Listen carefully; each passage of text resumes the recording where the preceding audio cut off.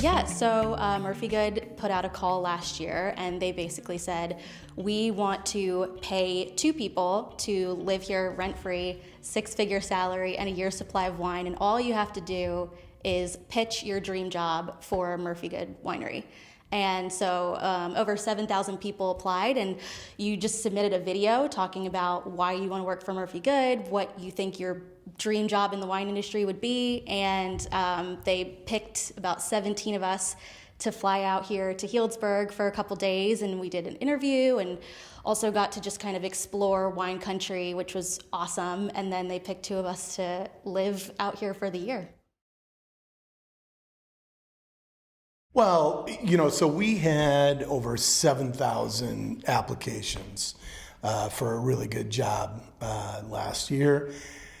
And, the application process was to send a video where you pitch the job. And, Lindsay had one that was very creative, based it off of Legally Blonde. And it was not only creative, but it really showed her personality. That came through, her passion came through. So, we knew she was creative, bright, personable, was absolutely in the, our top portion. So we ended up flying out 17 people to interview. So, we went through the 7,000 videos and then flew out 17 people because we were going to do a top 10, but there was just so many really, really great people. So we went with 17. And then interviewed. That's a round number. Yeah, right. Our top 17. Very random.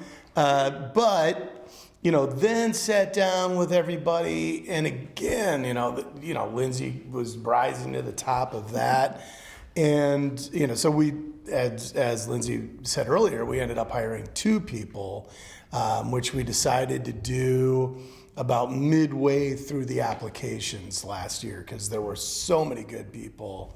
It was like, one, we couldn't come up with a top 10. No. And it's like, how are we going to pick one? And so Lindsay was chosen, and I think for obvious reasons. She's great and doing a great job, and hopefully will stick around for a long time. Would you say I'm doing a really good job? There you go. So originally from Minnesota, and ended up coming out to California just after high school. I kind of grew up with my dad's passion, one for music. He had been a rock and roll DJ in the 50s. And then when he came back from Vietnam, he went to school, met a buddy that taught him about wine. He actually was in a wine tasting group in like 1970, which is, how many wine tasting groups were there in 1970? I don't imagine there were too many. No. Not too many. And so he, in fact, one of the other guys in that same tasting group ended up opening Domaine Serene.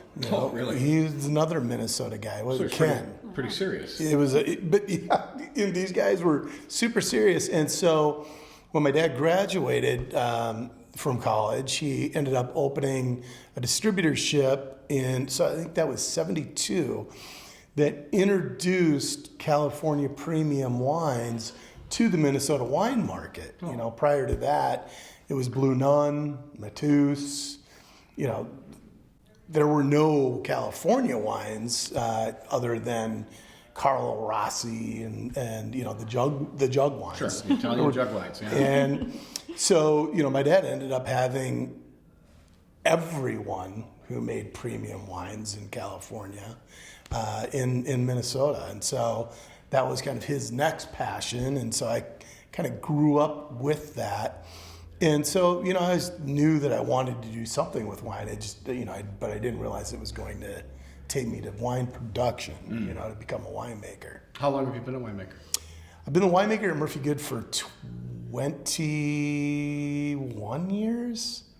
You don't look that age. No, so I guess being a winemaker, that part of my career is now legal to drink. Yeah. My first harvest was 1988, and I had just graduated from high school. I followed the Grateful Dead around the country, and the last show of the summer tour happened to be in Berkeley at the Greek Theater.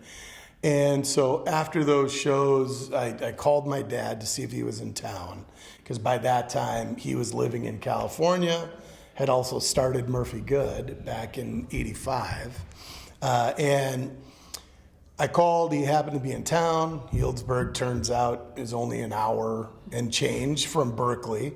So I came up to here to visit, and we were having a great time, drinking some wine, and he suggested I get a job. And that's really how I worked my first harvest in wine.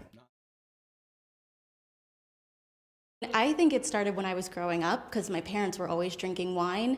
Like my dad used to always say Cabernet Sauvignon in a really funny voice, like a funny French accent. And so I just kind of, it was always on the table. You know, my parents would be like, oh, have a taste. So, you know, it's just always been, wine has always been in my family. But it wasn't until I got to Texas and kind of went out to Fredericksburg, which is like Texas wine country, for the first time that I got more interested in the educational part of it.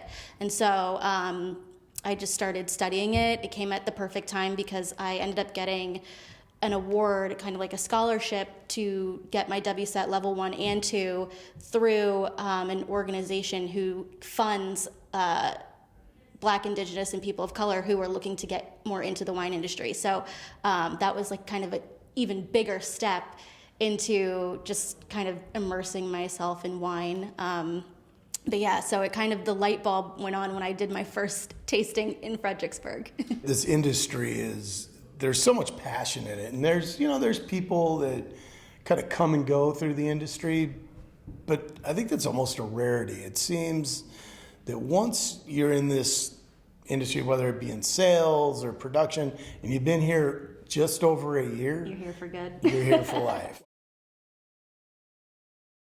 Harvest '89, the earthquake, that, so I guess that was October. World Series was taking place, and it was a Sunday.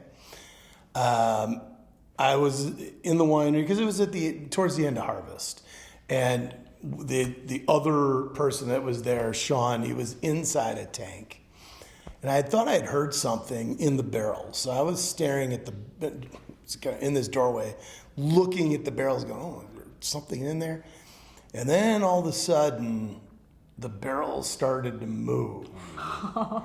And at that time we stacked 5 high. Now we go 6 high. And I remember those top barrels coming out a good foot. Oh, wow. And I didn't know what in the hell was happening. Yeah, I'll bet. I did see a few Grateful Dead concerts, so I wasn't sure if it was real.